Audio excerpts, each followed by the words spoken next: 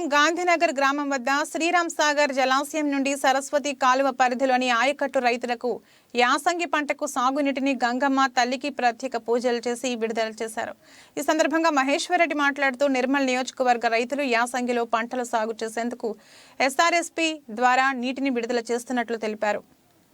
ఈ కార్యక్రమంలో నాయకులు Anjukumar Reddy, Nalla Indrakaran Reddy, Ayyannagari Bhumaiah, Ravula Ramnath, Sone MPP Harish Reddy, Laxman Chanda MPP, Adwala Ramesh, SC Sushil Kumar, EE రమణారావుతో పాటు తదితరులు పాల్గొన్నారు.